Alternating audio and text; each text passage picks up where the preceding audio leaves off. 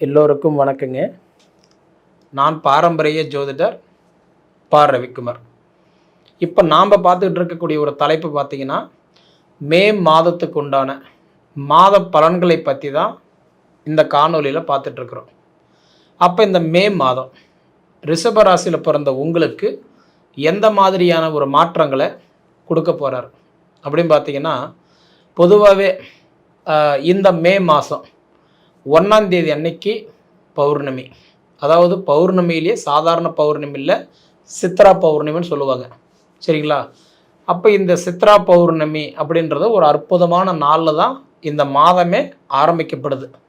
அதே மாதிரி முடிக்கக்கூடிய 31வது நாளுமே பௌர்ணமி தான். அப்போ இந்த மாதத்தில் 2 பௌர்ணமி, 1ஆம் தேதி கடைசியாக 31ஆம் தேதி 2 பௌர்ணமி, சரிங்களா? அதே மாதிரி மே மாதம் 4ஆம் தேதி அக்னி நட்சத்திரம் ஆரம்பம். அப்போ அக்னி நட்சத்திரன்றது மே மாதம் 4ஆம் தேதி ஆரம்பித்து 28ஆம் தேதி வரைக்கும் அக்னி நட்சத்திரம் தான். கிட்டத்தட்ட 25 நாள் இந்த அக்னி நட்சத்திரம் உண்டு, சரிங்களா? இப்படி வரக்கூடிய இந்த காலகட்டத்தில் உங்கள் ராசியாதிபதி யாருன்னா சுக்கிர பகவான். சுக்கிரன் யாருன்னா திடீர் அதிர்ஷ்டத்தை கொடுக்குறவரே சுக்கிரன் தான். அந்த சுக்கிரன் தான் உங்கள் ராசிக்கு அதிபதி. பொதுவாக அதாவது சுக்கிர பகவான் ஒரு வீட்டிலிருந்து இன்னொரு வீட்டுக்கு மாறுறதுக்கு 1 மாதம் டைம் ஆகும். ஏன்னா சுக்கிரன்னா ஒரு வீட்டிலேருந்து ஒரு வீட்டுக்கு மாறுறதுக்கு ஒரு மாதத்துக்கு ஒரு தடவை தான் மாறுவார். அப்போ ஒரு ரவுண்டு வர்றதுக்கு 1 வருஷம் ஆகும், இல்லைங்களா? இப்போ சுக்கிர பகவான் உங்கள் ராசியில் தான் உட்காந்துருக்காரு. உங்கள் ராசியாதிபதி சுக்கிரன் உங்கள் ராசியிலே உட்காந்துருக்கிறார். அற்புதமான வாய்ப்பு, சரிங்களா? அப்போ இந்த சுக்கிரன் இது போல் அடுத்தது உங்கள் வீட்டுக்கு சுக்கிரன் மீண்டும் வரணும்னா இன்னும் நீங்கள் 1 வருஷம் வெயிட் பண்ணணும். அப்போ இந்த சுக்கிரன் உங்கள் வீட்டில் உட்காந்துருக்கிறது ஒரு அற்புதமான வாய்ப்பு, சரிங்களா? அப்போ சுக்கிரன் கிட்டத்தட்ட 14 தேதி வரைக்கும் சுக்கிரன் உங்கள் ராசி அதிபதி உங்கள் வீட்டில் தான் இருப்பார். அப்போ 14ஆம் தேதிக்கு மேலே என்ன பண்ணுறாருன்னா உங்கள் ராசியில் இருந்து ஜென்மத்தில் இருந்து அடுத்தது அவர் மிதுன ராசிக்கு பெயர்ச்சாகிறார். அதாவது தனஸ்தானத்துக்கு போகிறார். உங்கள் ராசி அதிபதி தனஸ்தானத்தில் போய் உட்காரும்போது நிச்சயமாக இந்த ரிஷப ராசியில் பிறந்த உங்களுக்கு பண கஷ்டம் இருந்தாலும் சரி, கடன் பிரச்சனை இருந்தாலும் சரி, கணவன் மனைவிக்குள்ள கருத்து வேறுபாடுகள் இருந்தாலும் சரி, தேவையில்லாத சங்கடங்கள் சஞ்சலங்கள் இருந்தாலும் சரி, இது எல்லாமே உங்களுக்கு கண்டிப்பாக சரியாகும். ஏன்னா நான் முன்னே சொன்ன மாதிரி இந்த சுக்கிரன் காற்றுள்ள போது தூத்திக்கணும், மழை வராத முன்னே வீடு கட்டிக்கணும்னு சொல்லுவாங்க. அப்போ நம்ம ராசி அதிபதி நம்ம வீட்டில் உட்காரும்போது நம்ம பிரச்சனை சரியாகலைன்னா மீண்டும் எப்போ சரியாக போகுது யோசிச்சு பாருங்க. அப்போ சுக்கிர பகவான் உங்கள் ராசியிலேயே உட்காந்துருக்கக்கூடிய ஒரு தருணம் 14 தேதி வரைக்குமே ஒரு அற்புதமான யோகம். எனக்கு தெரிஞ்சு கடன் பிரச்சனை கழுத்து பிடிக்கிற மாதிரி இருந்தாலும் கூட கண்டிப்பாக உங்களுக்கு கொஞ்சம் சீராக வச்சுக்கிறதுக்கு வாய்ப்புண்டு, சரிங்களா? கடன் பிரச்சனை குறைகிறதுக்கு வாய்ப்புண்டு, கருத்து வேறுபாடுகள் சரியாகிறதுக்கு வாய்ப்புண்டு, பிரிஞ்ச குடும்பங்கள் ஒன்றா சேர்றதுக்கு ஒரு வாய்ப்புண்டு. பொதுவாகவே இன்றைக்கி மன அழுத்தம் அதிகம் இருந்தால் கூட சரியாகிறதுக்கு வாய்ப்புண்டு. இது எல்லாமே இந்த 14 தேதிக்குள்ளாரையே கண்டிப்பாக நடக்கும், சரிங்களா? ஏன்னா உங்கள் ராசி அதிபதி உங்கள் வீட்லேயே உட்கார்ந்து இருக்கக்கூடிய ஒரு தருணம் ஒரு அற்புதமான வாய்ப்பு, சரிங்களா? அதே மாதிரி அடுத்தது பார்த்துட்டிங்க அப்படின்னா உங்களுக்கு புதன் பகவான், உங்களுக்கு தனக்காரகன் சொல்லக்கூடிய புதன் பகவான் உங்களுக்கு இப்போ இருக்கிறது 12ஆம் இடத்துல இருக்கார். 12ஆம் இடம்ன்றது விரயஸ்தானம். பொதுவாக புதன் பகவான் 12ஆம் இடத்துல இருக்கிறது அந்த அளவுக்கு நல்லதில்லை.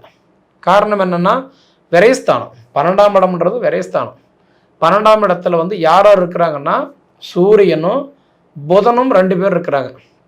அப்போ கிட்டத்தட்ட இந்த 2 கிரகமும் எப்போ மாறுதுன்னா கரெக்டாக ஈக்குவலாக 15ஆம் தேதி அன்னைக்கு 12ஆம் இடத்துல இருக்கக்கூடிய சூரியனும் புதனும் இந்த 2 கிரகமே 15ஆம் தேதி அன்னைக்கு உங்கள் வீட்டுக்கு வராரு, உங்கள் ராசிக்கு வராரு. பொதுவாக கல்விக்கு அதிபதி புதன் பகவானும் அதே மாதிரி மாத கிரகம்னு சொல்லக்கூடிய சூரிய பகவானும் இந்த 2 கிரகம் அடுத்து உங்கள் வீட்டில் உட்காரும்போது கண்டிப்பாக இந்த கல்வியில் இருக்கிற தடை விலகும், கணவன் மனைவிக்குள்ளே இருக்கிற கருத்து வேறுபாடுகள் விலகும். அது போக பார்த்தீங்க அப்படின்னா பிரிஞ்சு குடும்பம் ஒன்றா சேர்றது. இது போக பார்த்தீங்க அப்படின்னா புதுசாக ஒரு விஷயத்தை ஆரம்பிக்கணும்னு நினச்சி அதை ஆரம்பிக்க முடியாமல் அது பெண்டிங்கில் இருந்தது அப்படின்னா கண்டிப்பாக இதெல்லாம் நல்லாகும். அதுபோல் இந்த சொந்தமாக கடை ஓப்பன் பண்ணுறது, கடை திறப்பு விழா, வியாபாரம் தொடங்குறது, இது எல்லாமே நிச்சயமாக உங்களுக்கு எனக்கு தெரிஞ்சு இந்த 15ஆம் தேதிக்கு மேலே நீங்கள் செய்கிறது கண்டிப்பாக உங்களுக்கு நல்லது. ஏன்னா 15ஆம் தேதிக்கு மேலே புதனும் அடுத்தது சூரியனும் உங்கள் ராசிக்கே வரக்கூடிய தருணம் உங்களுக்கு நல்லா சப்போர்ட் பண்ணுவார். சரிங்களா? அதனால் இந்த காதல் விவகாரமெல்லாம் எடுத்துக்கோங்க. நிச்சயமாக இன்றைக்கி 15 தேதிக்கு மேற்பட்டு உங்களுக்கு இதில் இருக்கிற தடையெல்லாம் விலகும். சரிங்களா? இப்போ புதுசாக நீங்கள் கட்டடம் கட்டிகிட்டு இருக்கீங்க, ஒரு வீட்டு வேலை ஆரம்பிச்சிட்டோம், நான் ஒரு அப்பார்ட்மெண்ட் கட்டிகிட்டு இருக்கிறேங்க, அசையா சொத்துக்கள் சம்மந்தப்பட்ட வேலைகள் நடந்துகிட்ருக்குன்னா கண்டிப்பாக இது எல்லாமே இந்த மாதம் உங்களுக்கு சீராக இருக்கும். சரிங்களா? ஏன்னா இதுக்கு முன்னாடி கொஞ்சம் குழப்பத்தில் இருந்திருக்கும். இது ஏன் ஆரம்பித்தோம், அவசரப்பட்டுட்டோமோ, கொஞ்சம் பொறுமையாக ஆரம்பிச்சிருக்கலாமோ அப்படின்னு நினச்சவங்களுக்கு கண்டிப்பாக இந்த மாதம் உங்களுக்கு கண்டிப்பாக மனநிறைவாக இருக்க போகுது. இதில் மாற்றம் இல்லை. எனக்கு தெரிஞ்சு ரிஷப ராசியில் பிறந்த உங்களுக்கு 100% இந்த மாதம் உங்களுக்கு ஒரு அனுபவம் கலந்த ஒரு மாதமாக இந்த மாதம் உங்களுக்கு இருக்க போகுது. அதனால் எந்த காரணத்தை கொண்டும் உங்கள் வீட்டில் சுபகாரியம் நடக்கிறதுக்கு இந்த மாதம் வாய்ப்புண்டு. சுபகாரியன்றது அதாவதுன்றது எப்படி சொல்கிறதுனா, இப்போ வாரிசு இல்லை அப்படின்னா அந்த வாரிசு உங்கள் வீட்டில் ஏற்படலாம். திருமண தடையாக இருந்தது அப்படின்னா திருமணம் வரணும் அமையலாம். அதே மாதிரி சொந்த வீட்டுக்கு உண்டான வாய்ப்புகள், கட்டுறதுக்கு உண்டான வாய்ப்புகள் இந்த மாதம் ஏற்பாடு செய்யலாம். அது போக அதாவதுன்றது பார்க்கும்போது நமக்கு அசையா சொத்துன்றதை விட அசையும் சொத்துக்கள், வண்டி வாகனம் எடுக்கணும்னு நினைக்கிறவங்களுக்கெல்லாம் இந்த மாதம் உங்களுக்கு கை கொடுக்கும். ரொம்ப நாளாக கனவு இருக்குங்க, வண்டி எடுக்கணும், கார் எடுக்கணும், மாற்றணும், புதுப்பிக்கணும்னு நினச்சேன், என்னால் முடியலன்றீங்களா, கண்டிப்பாக இந்த மாதம் முயற்சி பண்ணுங்கள். இது உங்களுக்கு வாய்ப்பாக கிடைக்க போகுது. ஏன்னா ரிஷப ராசிக்கு அதாவது சனியுடைய பார்வை டைரெக்டாக உங்கள் ராசி பார்க்குறதுனால எந்த காரணத்தை கொண்டும் இந்த மாதம் உங்களுக்கு சுபகாரியம் நடக்கிறதுக்கு வாய்ப்புண்டு. கிரயம் பண்ணுறதுக்கு உண்டான வாய்ப்பு, வீடு ஆல்ட்ரேஷன் பண்ணுறது, இந்த பெயிண்டிங் ஒர்க்கு, கப்போர்டு வேலை, இது எல்லாமே செய்கிறதுக்கு ஒரு வாய்ப்புண்டு. இது எல்லாம் போனாலும் தொழில் நல்லா இருக்குமா அப்படின்னு கேட்குறவங்களுக்கு நிச்சயமாக இந்த மாதம் நல்லாவே இருக்கும். சரிங்களா? ஏன்னா அது போக உங்களுக்கு செவ்வாய் பகவான் வேறு உங்களுக்கு 11ஆம் இடத்துல இருந்த செவ்வாய் பகவான் இப்போ பார்க்கும்போது அடுத்தது 12ஆம் இடத்துக்கு வந்துடுவார், தன் சொந்த வீட்டுக்கே வந்துடுவார். அதாவது செவ்வாய் பகவான் யாருன்னா மங்களக்காரகன். செவ்வாய் பாருங்கள் உங்களுக்கு ரெண்டுமே சூப்பராக இருக்கிற இந்த மாதம் 1ஆம் தேதியிலிருந்து 10ஆம் தேதி வரைக்கும் 11ஆம் இடம் லாபஸ்தானத்தில் இருப்பார். 11ஆம் தேதி அன்னைக்கு அவர் தன்னோட சொந்த வீட்டுக்கே வராரு. அப்படி வரும்போது கண்டிப்பாக உங்களுக்கு நல்லா இருக்கும். பொதுவாக உங்களுக்கு செவ்வாய்னா யாருன்னா உங்களுக்கு கலஸ்திரக்காரகனே செவ்வாய் தான். அதாவது கல்யாணம் பண்ணுறதுக்கு உண்டான மங்களக்காரகனே உங்களுக்கு செவ்வாய் தான். 7ஆம் இடத்துக்கு அதிபதி செவ்வாய் தான். அவர் தன் சொந்த வீட்டிலே உட்காரும்போது நிச்சயமாக எனக்கு தெரிஞ்சு இந்த திருமண தடைகள் எல்லாம் விலகும். வரன் பார்த்துட்டு இருக்கக்கூடிய ரிஷபராசிக்காரங்களாக இருந்தீங்கன்னா இந்த மாதத்தில் கல்யாணம் பண்ண முடியாத தவிர, ஆனால் இந்த இடத்துல பொண்ணு இருக்குது, இந்த இடத்துல மாப்பிள்ளை இருக்குது, இது பாருங்கள், இது செட் ஆகும் அப்படின்ற மாதிரி உங்களுக்கு ஒரு வாய்ப்பு கிடைக்கிறதுக்கு சான்ஸ் உண்டு.